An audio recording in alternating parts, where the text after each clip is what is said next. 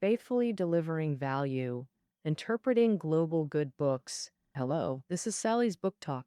Today, I'm going to interpret for you the book, The Unbearable Lightness of Being. The Unbearable Lightness of Being is the most renowned work by Czech writer Milan Kundera, hailed by the New York Times as one of the greatest novels of the 20th century. The novel was published in 1984. 4 years later, American director Philip Kaufman adapted it into the film The Unbearable Lightness of Being, which became a global hit. This boosted readers' enthusiasm for Kundera's original work and further cemented the novel's classic status.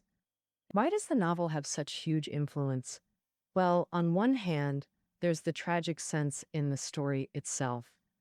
On the other, it tackles some really fascinating questions like the heaviness and lightness of life, kitsch and the everyday, and so on. You might be wondering, why does a novel not just tell a good story, but delve into such obscure questions? But in fact, it's precisely these themes and the speculative nature of the novel that make Kundera an extraordinary writer. It also sparked huge discussion fervor among readers in China during the 80s and 90s. Let's first introduce the author of this novel, Milan Kundera. Born in Czechoslovakia in 1929, his father was a pianist and dean of a music academy. Kundera himself had high musical literacy, so he often used musical structures to organize his novel compositions. After university, Kundera taught at the Prague Academy of Performing Arts and joined the Czech avant-garde film movement. In 1968, affected by the Prague Spring movement, Kundera was dismissed from his university position and his books were banned. In the mid-1970s, Kundera emigrated to France. The story of The Unbearable Lightness of Being revolves around this historical event of the Prague Spring. The novel's most important characters are three: the young doctor Tomas, his wife Tereza, and Tomas's former lover, the painter Sabina. The Prague Spring event turns them into mere pawns on the grand chessboard of history, pushing their fates into peril. So now let me sort out the plot threads of the novel. Tomas was originally a promising surgeon at a Prague hospital. He was a womanizer, having many lovers. Once, while on a medical trip out of town, he met Tereza, a waitress at a small hotel. Later, they got married. Tereza became a photojournalist at a magazine, and their lives were getting better and better. However, after the Prague Spring in 1968, Czechoslovakia's political landscape changed drastically. Many intellectuals were purged, forcing Tomas and Tereza to flee to Geneva. But later, Tereza secretly returned to Prague. Tomas decided to go back to find Tereza. Little did he know, this return would plunge his fate into complete turmoil. At that time, Prague was shrouded in a heavy atmosphere of authoritarianism, filled with informing, surveillance, entrapment, and suppression. Tereza was fired from the magazine for photographing the military invasion of Prague and had to become a bartender again.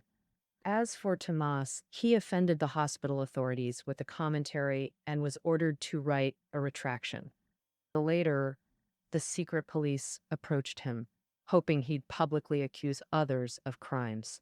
Tomas knew that whether retracting statements or accusing others, these acts were immoral. Moreover, once done, the authorities could use it to blackmail and humiliate him anytime. So he refused both the hospital and police demands. Thus, Tomas couldn't stay at the hospital. He later became a window washer on Prague streets. One day, a journalist suppressed by the authorities approached Tomas, asking him to sign an anti-tyranny manifesto. Logically, Tomas's views aligned more with these resistors, yet he refused the plea. Because from the journalist's tone, emphasizing responsibility, he sensed an equally strong, coercive flavor, essentially identical to the violence they opposed. Both sides pushed demands as self-proclaimed truth-bearers, demanding obedience. In Tomas's view, both justice and injustice, oppression and resistance here followed the same violent logic. With Prague life turbulent and dangerous, Tereza finally convinced Tomas to move to the countryside seeking peace. Later, both died in a car accident. Another main character is Tomas's former lover, the painter Sabina. Simply put, Sabina's life was a path of rebellion. She chose Tomas as a lover precisely because he was seen as a womanizer, so she insisted on pursuing him. Later, Tomas became deeply infatuated with Sabina, even divorced because of her, but she left at that very moment. Tomas vanished without a trace overnight. She had also married a notorious actor before because she was drawn to such destructive figures in others' eyes.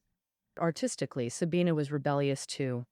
At the Art Academy, others painted officially approved themes, but she painted a crack on canvas, trying to reveal the distortion and mystery behind the surface. After the Prague Spring, she first fled to Switzerland, where she met a group of Czech exiles.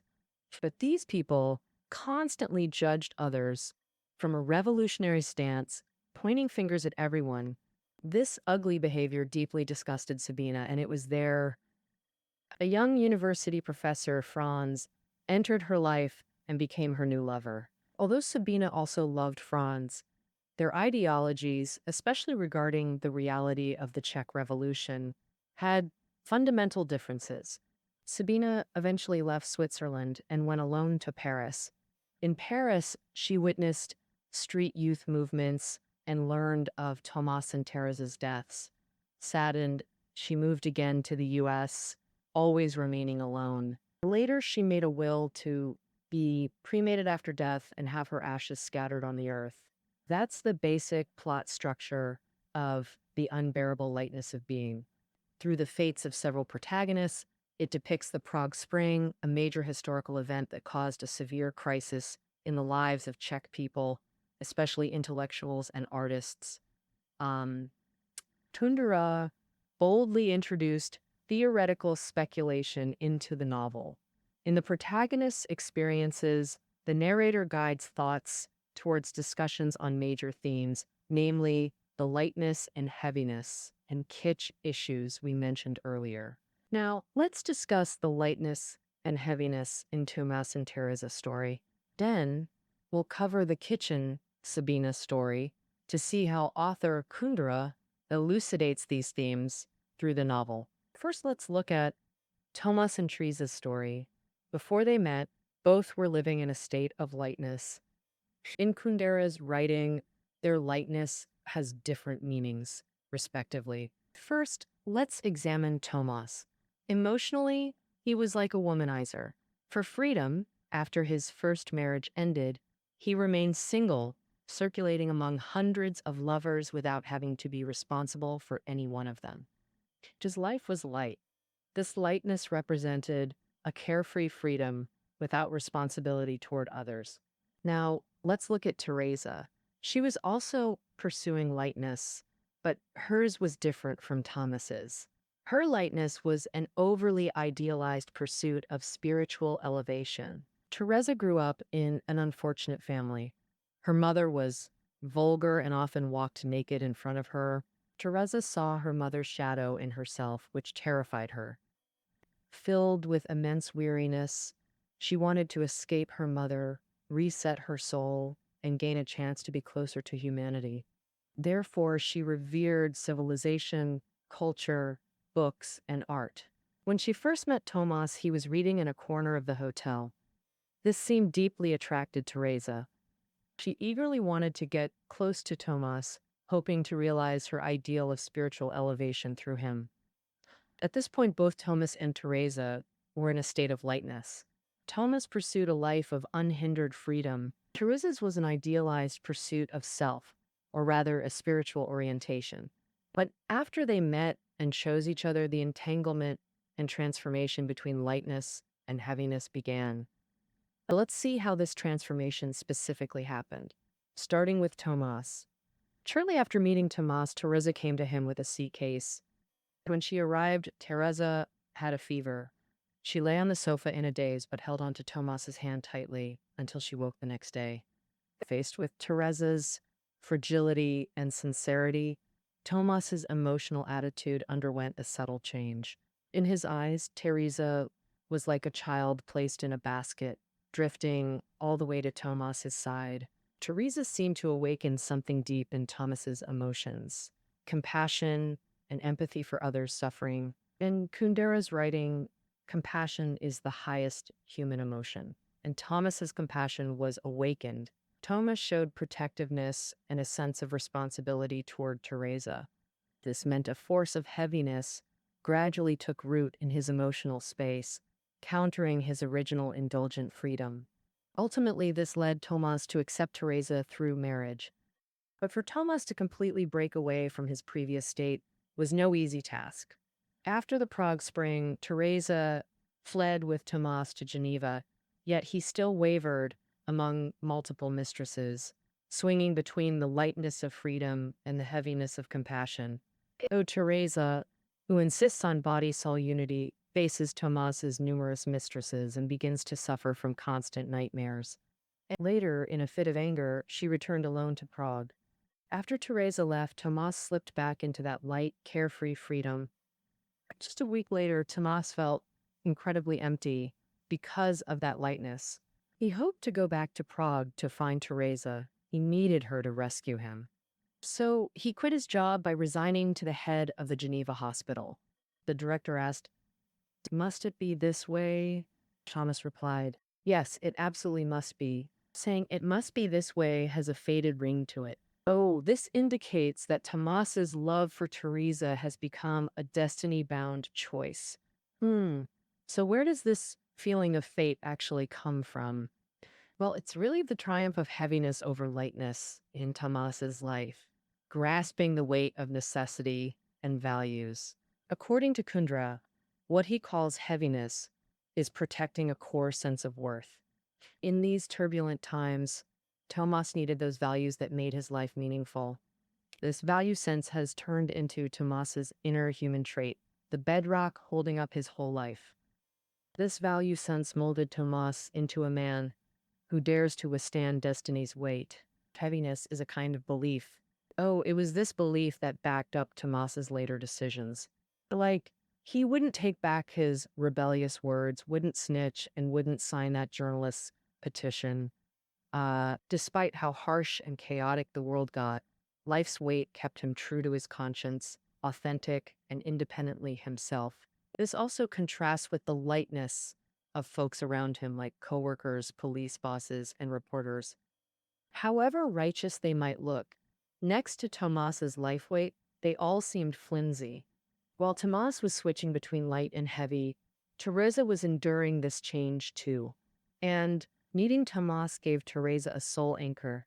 She aimed to give her whole body and soul faithfully to Tomas.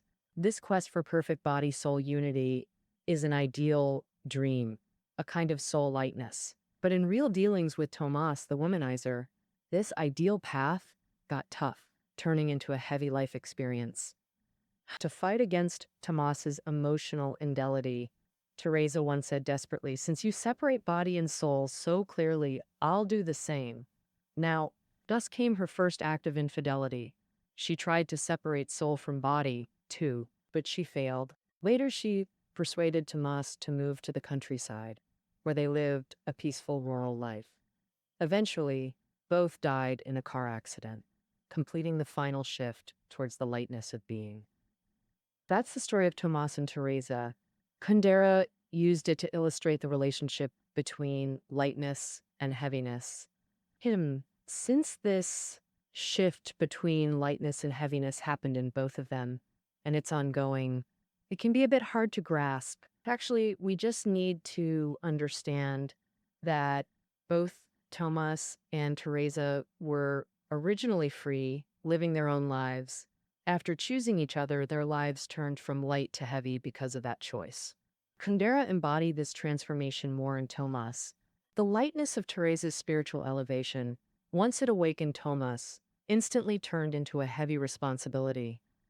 This weight of responsibility ultimately supported Tomas in guarding fundamental values and gave him the courage to make independent judgments and actions in turbulent times. So, we've talked about Tomas and Tereza's story. Their choices formed a confrontation with the era. In contrast, the life path of Tomas's former lover, the painter Sabina, presents a different picture. Betrayal, constant betrayal. This is the true portrayal of Sabina's life. The major theme associated with Sabina is no longer the entanglement of lightness and heaviness or body and soul, but the critique of kitsch. Next, we'll tell Sabina's story and explain kitsch in detail. To understand kitsch, we need to start with Sabina's lover, Franz. During her time in Switzerland, Sabina met a university professor. Franz typically embodies Westerners' imagination of the Czech reality. As a Westerner, Franz immersed himself in a sense of justice, criticizing the Czech authorities' suppression of the people. He lived in the fantasy of the Grand March. The so-called Grand March was a particularly popular political slogan at the time. It meant that even though the revolution succeeded, one should continue it as always to spread the flames of revolution to other countries. Franz actively joined protest marches in the Western world, waving his fists, shouting slogans, and even envying Sabina. Sabina once lived in brutally violent Czechoslovakia because it was Franz's ideal place to realize his revolutionary dreams. So, Sabina always held a skeptical attitude towards this naive fervor. She felt that if Czechoslovakia's turmoil stemmed from a kind of fervor, then wasn't Westerners' criticism of it just the same kind of fervor? This questioning of revolutionary reality is also reflected in Sabina's thoughts on art. For instance, her contemplation of beauty differs from others. Sabina believes that beauty is the betrayed world. Oh, explaining beauty this way inevitably seems a bit vague because it easily falls into binary oppositions, like when the left excludes the right, so the right becomes beautiful. And conversely, when the right excludes the left becomes beautiful again. Note that what Sabina means isn't this either left or right thought game. For example, she always thought Czech politics wasn't a representation of beauty, and neither were the Westerners and exiles resisting Czech society. It was Sabina's reflections on revolution and beauty that sparked a key theme in the novel, the critique of kitsch. Kitsch is an important concept introduced by Kundera in this novel. Originally, kitsch means catering to popular taste. In Kundera's writing, kitsch also includes the following meanings. First, kitsch is the self-proclamation of truth. Second, kitsch is a coercive behavior. Third, kitsch is a hypocritical performance. Saying it like this, you might find it a bit abstract. Using scenes and characters from the novel, let's see how to understand these 3 points. First, kitsch is the self-proclamation of truth. For example, those in power use public opinion as rhetoric to promote their own ideology. Therefore, kitsch quickly transforms into the expression of the majority's opinion. In Czechoslovakia, every May Day, the government organizes citizens to march on the streets to express praise for the government. People walk past the podium, smiling brightly at the leader. The parade's purpose is to decorate life with smiles, showing that people live happily, masking life's hardships. Social repression is erased in this process, like impure beings rejected by a pure system. Second, kitsch is a coercive behavior. For example, when Sabina came to America, a senator took her out, and his own kids got out of the car, running towards the green lawn. The senator said to Sabina, "Look at them. I say this is happiness." Oh, this admiration contained, on one hand, the senator's sympathy for Sabina's past life, and on the other, it was proudly showing off the so-called beauty of Western life. In this scene, kitsch produced 2 tiers. The first tier is, look at the children running on the lawn, so beautiful. The second tier is, seeing the children run We should all be moved together with humanity. So beautiful. This is a metaphorical explanation of some unquestionable brotherly love. In other words, the emotion represented by tears brings out a kind of forced feeling. So the novel concludes that human fraternity can only be built on the foundation of kitsch. Whether in Czechoslovakia or America, political figures impose their values under the pretext of the happiness of the majority in either harsh or gentle ways.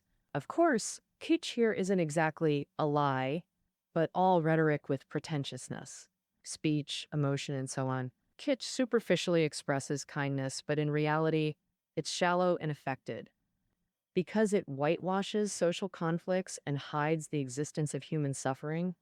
What's more terrifying is that once people face real suffering with this affected attitude, it not only shows a ridiculous side, but also severely damages people's experience of suffering and distorts our understanding and thinking about suffering and reality. Third, kitsch is a hypocritical performance. For example, the book writes about Sabina's lover, Franz's story. Franz and a group of Western intellectuals, movie stars, and singers insisted on continuing the revolution. They formed a big humanitarian aid team and went to Cambodia, occupied by Vietnam. Along the way, this group argued endlessly over leadership, with the movie star often rushing to the front to show his bravery. Then, when insulted by others, the movie star cried sadly. The accompanying photographer quickly captured shots of him crying from various angles. Then, these photos were later interpreted as the star crying for the suffering Cambodian people, completely changing into another theme. A landmine killed a reporter, blood splattering onto the group's flag. Seeing this scene, they were first terrified, but later, when they realized they were holding high a sacred flag stained with blood, they felt a strange, inexplicable pride. This is exactly how pretentious kitsch works, turning real suffering and tragedy into a performance. Kitsch isn't just a political aesthetic, it's an aesthetic itself. Violence is the most shameless exploitation of beauty. It was precisely this deep understanding of kitsch that forged Sabina's path of rebellion in art and life. She left her kitsch-loving lover Franz and finally left a will to scatter her ashes on the earth, continuing her rebellion. That's Sabina's story, and the theme of kitsch within it. Originally, kitsch meant an infinite yearning for pure life. For this, kitsch sacrifices everything in human life deemed unbeautiful, making it a violent act of exclusion. In this novel, kitsch is a happiness ideal created by a few using public opinion rhetoric, quickly becoming the life pursuit of the masses. You could say it's a self-proclaimed truth, a coercive act, a hypocritical performance, all pretentious rhetoric, speech, and emotion that faces social conflicts and suffering with affectation. It mocks and desecrates suffering, constantly consuming and dismantling those on death's brink. To quote the novel, kitsch is a screen that hides death. The novel's story is coming to an end. Finally, Tomas and Tereza settled in the countryside. There, Tomas became a truck driver, Tereza a housewife. They found peace at last. One day, they drove to town to drink and dance. On the return trip, their truck plunged into a valley, both dying tragically. Tomas's life journeyed from freedom's lightness to meaning-seeking heaviness. From womanizer to marrying Tereza, Prague to Geneva, then back to Prague and the countryside, he bore each choice's weight, ultimately finding release in life's lightness. As for Sabina, she kept rebelling. Czechoslovakia to Switzerland, Switzerland to Paris, Paris to America, East Coast to West Coast, her life path spiraling farther from Czechoslovakia. When Sabina was in Paris, she learned about Tomas and Tereza's death. Alone, she went to a public cemetery in Paris, silently mourning her Prague friends, knowing her last emotional tie to the past was severed. Death is the heaviest ring in all that weighs upon us. All light existences, whether Tomas's carefree freedom or Tereza's soaring spirit, appears so fragile before death. It's death that makes us feel how unbearable lightness is in life. All right, we've covered lightness versus heaviness and what kitsch means. Now, let's circle back to why these themes are so crucial for understanding the novel. So, not just because they're woven into the protagonist's lives, but more importantly, they hold timeless significance. Even today, they remain vital for understanding our own destinies. Say someone works the same routine daily, year after year. Life's so smooth and habitual, it feels weightless, as if some force propels them. They never question the why, the meaning, or the value. But one day, they might suddenly ask, why am I doing this? Is my life just drifting like duckweed? Once that doubt surfaces, the lightness of routine becomes unbearable, and you begin bearing the shift from light to heavy until you reach a new equilibrium. Kundera's novels always provoke deep reflection in readers. That's precisely why this novel holds such an important place in world literature. The immense impact of The Unbearable Lightness of Being stems from Kundera's unique writing style. First, Kundera's intense historical consciousness. In this novel, he reveals Czechoslovakia's true social conditions of that era, making us relive a heavy moment in Eastern European history and rethink fate's role within it. Second, his distinctive approach and stance when tackling historical issues. Previously, models about Eastern Europe were mostly critical.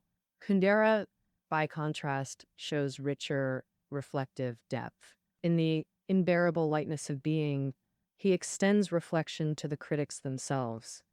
That is to say, while criticizing society, he also examines his own stance, checking if he's already siding with violence. Another standout feature of Kundera's novels is his passion for debate, which gives them a strong philosophical edge. So Kundera's novels aren't just for stories. They spark endless thinking, a key reason why he has so many fans. The Unbearable Lightness of Being best showcases Kundera's style. Like all great literature, its meaning never fades over time. This novel has a timeless power that constantly questions our very existence. Czech history is past, but the world's still in turmoil. In war-torn areas with tyranny, refugee crises, and terror attacks, countless lives are at risk. Many Tomas, Tereza, and Sabina figures bear the crushing weight of choices and escape's lightness. As Sabina once reflected, maybe we can never fully break free from kitsch. We all have times when we blindly follow the crowd. The trends of our era sweep us along. But if we can reflect and hold on to that deep sense of value and meaning, we'll escape confusion and find our footing. This is likely Kundera's relevance to our lives today. Okay, that's the end of our interpretation of The Unbearable Lightness of Being. Listening notes are below the audio. We'll meet again with another great book